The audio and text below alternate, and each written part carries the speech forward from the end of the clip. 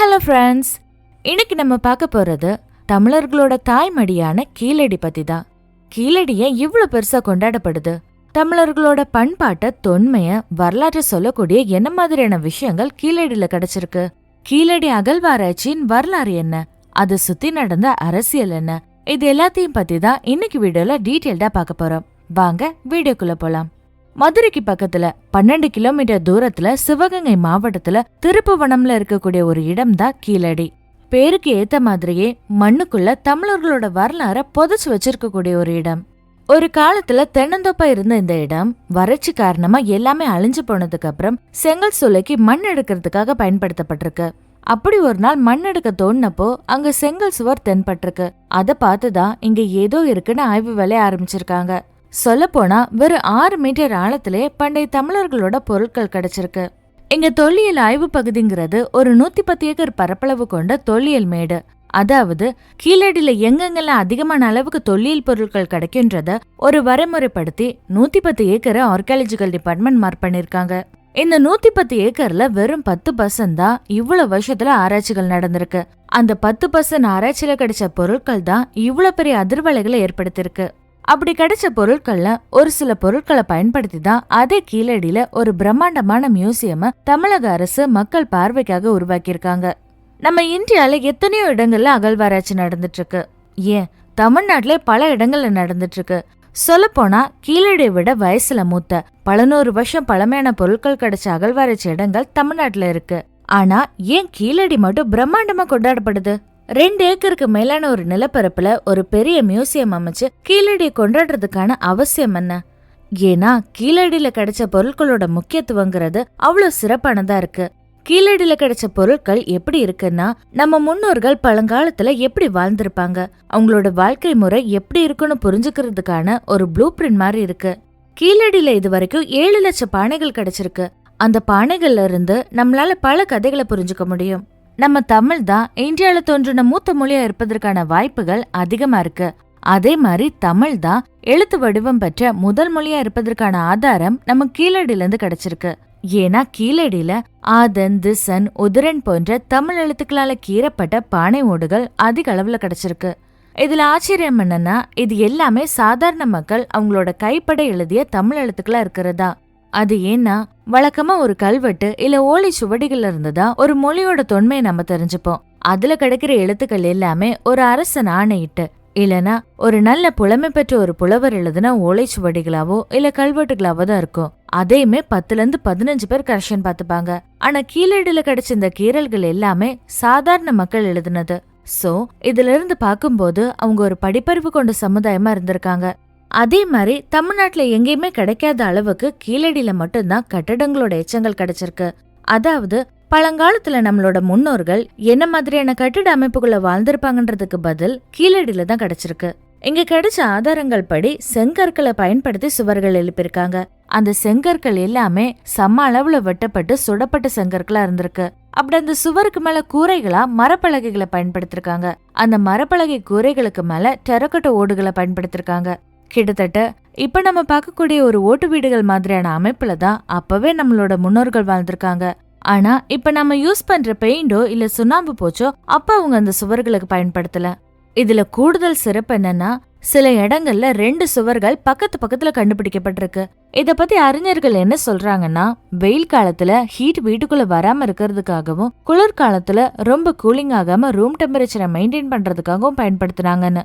அதாவது இப்ப நம்ம பயன்படுத்துற இன்சுலேஷன் டெக்னிக் தான் அந்த காலத்துல வாழ்ந்த மக்கள் பயன்படுத்திருக்காங்க.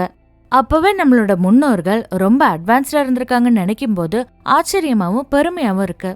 அதே மாதிரி கீழடியில புரியாத விஷயங்களா இருக்கக்கூடிய பல விஷயங்கள்ல முக்கியமான ஒண்ணா இருக்கிறது என்னன்னா, டபுள் லேயர் கொண்ட அடுப்பு தான். இந்த அடுப்புகள் ஹீட்டை கண்ட்ரோல் பண்ணி நல்லா கொதிக்க வைக்கிறதுக்கு உதவியா இருந்திருக்கு.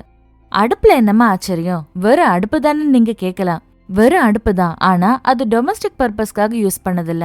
அதாவது வீடுகளுக்கு பயன்படுத்தப்பட்டதில்ல, கமர்ஷியல் பர்பஸ்க்கு பயன்படுத்தப்பட்டது. ஏதோ ஒரு இண்டஸ்ட்ரியல் பர்பஸ்க்காக தான் இந்த டபுள் லேயர் கொண்ட அடுப்பை பயன்படுத்திருக்காங்க. ஆனா அது என்ன மாதிரியான இண்டஸ்ட்ரின்னு தான் புரியாத புதிரா இருக்கு. ஏன்னா அந்த அடுப்பு கிடைச்ச இடத்துக்கு பக்கத்துல எந்த விதமான ரா மெட்டீரியல்ஸும் வேஸ்ட் மெட்டீரியல்ஸும் கிடைக்கல. அதனால அந்த அடுப்பை பயன்படுத்தி என்ன மாதிரியான பொருட்களை உற்பத்தி பண்ணிருப்பாங்கன்றது ஒரு விடை தெரியாத கேள்வியாதான் இன்னைக்கு வரைக்கும் இருக்கு. சரி, இங்க பானைகள் கிடைச்சது, அடுப்புகள் கிடைச்சது, வீடுகளோட மிச்சங்கள் கிடைச்சது, இதெல்லாம் ஓகே. ஆனா இங்க வாழ்ந்த மக்கள் என்ன மாதிரியான வாழ்க்கை முறையில வாழ்ந்தாங்க? இது ஒரு கிராமமா இருந்துச்சா இல்ல ஒரு சிட்டியா இருந்துச்சா? அத புரிஞ்சுக்கணும்னா அதுக்கான பதிலும் இதே தொல்லியல் எச்சங்கள்ல இருந்தா கிடைக்கும். தமிழ்நாட்டுல பொருணை நாகரிகத்துல கிடைச்ச பொருட்கள் மாதிரி பல பொருட்கள் பல இடங்கள்ல நடந்த அகழ்வாராய்ச்சியில கிடைச்சிருக்கு. அதெல்லாம் அடிப்படையா வச்சு தமிழர்களோட தொன்மையை விளக்கணும்னு நினைச்சா பல ஆய்வாளர்களோட கருத்து என்னவா இருந்துச்சுன்னா, சரிப்பா, இந்த பொருளோட காலமெல்லாம் ரொம்ப பழசுதா, ஆனா அவங்க ஒரு நாகரிகமான சமுதாயமா இல்லாம ஒரு நாடோடி சமுதாயமா தான் இருந்திருப்பாங்கன்னு பல பேர் கருத்து சொன்னாங்க. தமிழர்கள் ஒரு நாகரிகமான சமுதாயமா டெவலப் ஆகவே இல்ல. உண்மையிலே பழமையான நாகரிகம்னா அது சிந்து சமவெளி நாகரிகம் தாங்கிற கருத்தை முன் வச்சாங்க. ஆனா இத உடைச்சு போட்டது கீழடி. ஏன்னா கீழடியோட பல தொன்மையான பொருட்கள் எல்லாமே நாகரிகமா தமிழர்கள் வாழ்ந்திருக்காங்கன்றத ரொம்ப தெளிவா நமக்கு எடுத்துரைக்குது. உதாரணத்துக்கு உரை கிணறு. கீழடியில சுடுமணல்ல செய்யப்பட்ட உரை கிணறு கிடைச்சிருக்கு. உரை கிணறுனா எல்லாருக்கும் தெரிஞ்சிருக்கும். தெரியாதவங்களுக்காக சொல்றேன். வீட்ல கிணறு வெட்டும் போது மண் எதுவும் கீழே விழக்கூடாதுன்னு சிமெண்ட்ல செஞ்ச ஒரு ரிங் மாதிரி ஒரு செட்டப்ப கிணத்துக்குள்ள ஒண்ணு மேல ஒண்ணு வச்சு அடுக்கி வச்சிருப்பாங்க. அதுக்கு பேர் தான் உரை கிணறு.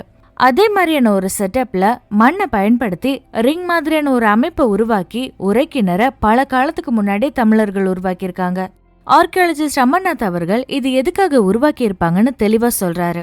அதாவது இந்த கிணறு நகர்ப்புறத்துல இருந்ததுக்கான வாய்ப்பு தான் அதிகமா இருக்கு. காரணம், ஆறு பக்கத்துல இருக்கவங்க அங்க போய் தண்ணி எடுத்து யூஸ் பண்ணிப்பாங்க. ஆனா நகர்ப்புறத்துல இருக்கிறவங்க கொஞ்சம் வசதியா வாழணும்னு நினைப்பாங்க. அதாவது தண்ணி வீட்டுக்குள்ளே வரணும், வெளியே போயெல்லாம் எடுக்க முடியாது அப்படின்னு நினைக்கக்கூடியவங்களா இருப்பாங்க. அப்படி பார்க்கும்போது இந்த கிணறு இருந்த பகுதியான கீழடி ஒரு அர்பன் சிவிலைசேஷனா தான் இருந்திருக்கும்னு ஆர்கியாலஜிஸ்ட் அமர்நாத் ஒரு கருத்தை முன்வைக்கிறாரு. பண்டைய ரோமானியர்கள் மற்றும் கிரேக்கர்களோட நகரங்களை அகழ்வாராய்ச்சி பண்ணப்போ அவங்க அங்க தண்ணி போறதுக்கான கால்வாய்களை அப்பவே அமைச்சிருக்காங்கன்னு படிச்சிருப்போம். ச்சே, எப்படி இருந்திருக்காங்கன்னு பிரமிச்சு போயிருப்போம். ஆனா இங்க கீழடிக்கு வாங்க, இங்க சுடுமணால செய்யப்பட்ட பைப்பை உருவாக்கி வாட்டர் மேனேஜ்மெண்ட் பண்ணிருக்காங்க. 2 பாத்திரத்துக்கு நடுவுல ஒரு கனெக்ஷனுக்காக இந்த பைப் அமைச்சிருக்காங்க. இந்த அமைப்பு மூலமா ஒரு டிஸ்டிலேஷன் ப்ராசஸ் பண்ணிருக்காங்க. அதாவது ஒரு பாத்திரத்தை கொதிக்க வச்சு அதுல இருந்து வர நீராவிய இந்த பைப் மூலமா இன்னொரு பாத்திரத்துக்கு கடத்திருக்காங்க. ஆனா இதுவும் நிரூபிக்கப்படாத ஒண்ணுதான். ஏன்னா அவங்க எப்படி என்ன மாதிரியான ஒரு பொருளை டிஸ்டிலேஷன் ப்ராசஸ்க்கு பயன்படுத்தினாங்க, என்ன மாதிரியான ஒரு பொருளை தயாரிச்சாங்கன்னு இது வரைக்கும் தெரியல. அதே மாதிரி இந்த கீழடியில கால்வாய் அமைப்பை ரொம்ப தெளிவா வடிவமைச்சிருக்காங்க. அதுவும் அது ஒரு கட்ட நிலையில இல்ல, பல கட்ட நிலைகள் இருந்திருக்கு. அதாவது ஒருத்தர் ஒரு இடத்துல வாழ்ந்துட்டு இருக்காருன்னா அவருக்கு அப்புறம் அங்க வந்து வாழ்றவங்க அவங்களுக்கு ஏத்த மாதிரி அந்த கால்வாய்களை மாத்தி அமைச்சிருக்காங்க. இத பாக்கும்போது இங்க ஏதோ ஒரு காலகட்டத்துல சிவிலைசேஷன் இருந்துச்சு, அதுக்கப்புறம் இல்லாம அழிஞ்சு போச்சுன்னு கிடையாது. தொடர்ந்து வாழையடி வாழையா இங்க மக்கள் வாழ்ந்து வந்திருக்காங்க, பல வருஷமா வாழ்ந்திருக்காங்க. சோ இந்த ஆதாரங்களை ஒண்ணு சேர்த்து பார்க்கும்போது நமக்கு ஒரு விஷயம் தெளிவா புரியுது. இன்னைக்கு மதுரைக்கு பக்கத்துல இருக்க கீழடி ஒரு கிராமமா நமக்கு தெரிஞ்சாலும் பல்லாயிரம் வருஷத்துக்கு முன்னாடி அது ஒரு கிராமம் இல்ல, அது ஒரு நகரம். சுருக்கமா சொல்லணும்னா கீழடி மக்கள் கிமு 6ஆம் நூற்றாண்டிலே ஒரு மாடர்ன் சிட்டிக்கு தேவையான எல்லா விஷயங்களையும் வச்சிருந்திருக்காங்க.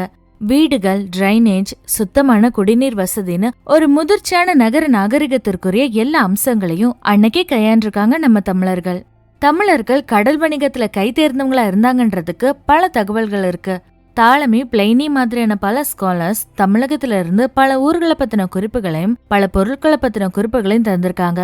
அதாவது இங்க இருந்து ரோமுக்கும் கிரீக்குக்கும் பல பொருட்கள் கடல் வணிகம் மூலமா போயிருக்கு. அந்த அளவுக்கு கடல் வணிகத்துல மிக சிறந்தவங்களா இருந்திருக்காங்க தமிழர்கள். அதுக்கான சாட்சி ரோமானியர்களின் காலத்து காசுகள் எல்லாம் இங்க கீழடியில நமக்கு கிடைச்சதா. அப்படி தமிழ்நாட்டுல எங்கெல்லாம் வெளிநாட்டு காசுகள் கிடைக்கின்றதுக்கான குறிப்புகள் அடங்கிய மேப் ஒண்ணு இருக்கு. அதுல கீழடி மார்க் பண்ணப்பட்டிருக்கு.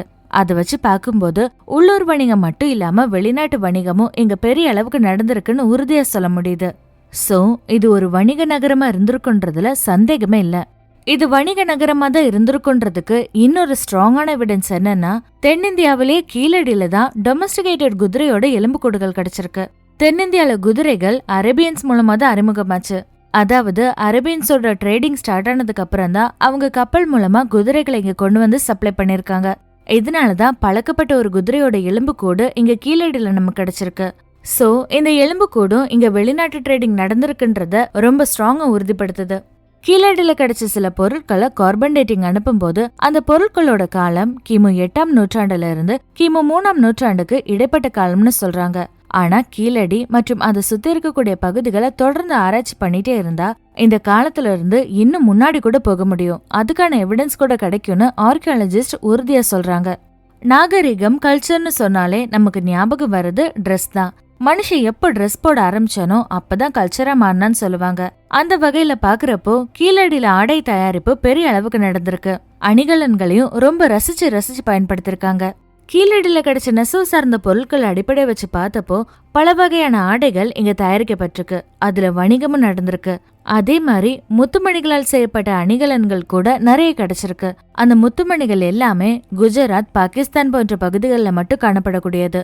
சோ இது மூலமா இந்தியா முழுதும் நல்ல வணிக தொடர்புல கீழடி மக்கள் இருந்திருக்காங்கன்னு புரிஞ்சுக்க முடியுது. அது மட்டும் இல்லாம ஹரப்பா நாகரிகத்துல மட்டுமே காணப்பட்ட ஒரு சல்லடை மாதிரி ஓட்ட போட்ட மண்பானைகள். இது ஹரப்பா நாகரிகத்துல மட்டுமே இருக்கும். இது எப்படி கீழடியில கிடைச்சதுன்னு இந்தியன் ஆர்கியாலஜிக்கல் டிபார்ட்மெண்ட் ஆச்சரியத்தோடும் பிரமிப்போடும் பாக்குது. சோ ஹரப்பா நாகரிகத்துக்கும் இங்க கீழடியில இருந்த மக்களுக்கும் ஏதோ ஒரு தொடர்பு இருக்கு. ஒருவேளை அங்க இருந்த மக்கள் இங்க வந்து குடியேறி இருக்கலாம். ஆனா இதுக்கு பின்னாடி இருக்க மர்மம் முடிச்சு விலகணும்னா இந்த அகழ்வாராய்ச்சி தொடர்ந்து நடைபெறணும். அப்பதான் நமக்கு பதில் கிடைக்கும். அது மட்டும் இல்லாம இங்க பல விதமான மண்பானைகள் கிடைச்சிருக்கு. அதுல கிறுக்கல்கள் இருக்குன்னு ஏற்கனவே சொல்லிருப்பேன். ஆனா அதுல சயின்ஸ் இருக்கிறதாவும் அது சிந்து சமவெளியோட தொடர்புடையதா இருக்குன்னு ஆராய்ச்சியாளர்கள் சொல்றாங்க. அதே போல இங்க இரும்பு உருக்கு ஆலைகள் இருந்திருக்குன்னு சொல்லப்படுது. அப்பவே இரும்பை உருக்கி அவங்களுக்கு தேவையான கருவிகளை பண்றதுல கை தேர்ந்தவங்களா இருந்திருக்காங்க. ஆனா இவ்வளவு சீர சிறப்பமா வாழ்ந்தவங்க, இவ்வளவு பெரிய நகர அமைப்பு, தொழில்நுட்பம், உலக வர்த்தகம் இவ்வளவும் செஞ்சவங்க வெறும் உழைக்கும் எந்திரங்களா மட்டுமா இருந்திருப்பாங்க? அவங்க வாழ்க்கையில மகிழ்ச்சிக்கு, கலைக்கு, ஓய்வுக்கு இடம் இருந்திருக்குமா? இதுக்கு பதில் சொல்ற மாதிரி சில அகழ்வாராய்ச்சியில கிடைச்சிருக்கு. அது என்னன்னா பகடை காய்கள், சுடுமணல செய்யப்பட்ட வட்ட சில்லுகள், சதுரங்கம் போன்ற விளையாட்டுகளுக்கான காய்கள் இதெல்லாமே கீழடியில கண்டுபிடிக்கப்பட்டிருக்கு. ஒரு சமூகம் எப்ப ஓய்வெடுத்து விளையாட ஆரம்பிக்குதோ அப்பதான் அத முதிர்ச்சி அடைந்த சமூகம் சொல்லுவாங்க. சோ கீழடி மக்கள் பொழுதுபோக்கிற்காகவும் கலைக்காகவும் நேரம் ஒதுக்கிருக்காங்க. இது எதை காட்டுதுன்னா கீழடியில வாழ்ந்தவங்க காலையில எந்திரிச்சு ராத்திரி வரைக்கும் உழைச்ச அடிமைகள் இல்ல. அவங்க வாழ்க்கையில கலை, ரசனை, விளையாட்டு, மகிழ்ச்சின்னு எல்லாமே இருந்திருக்கு. சோ அவங்க வாழ்ந்தது ஒரு சுதந்திரமான சமூக மேம்பாடு நிறைந்த சமுதாயமா இருந்திருக்கு.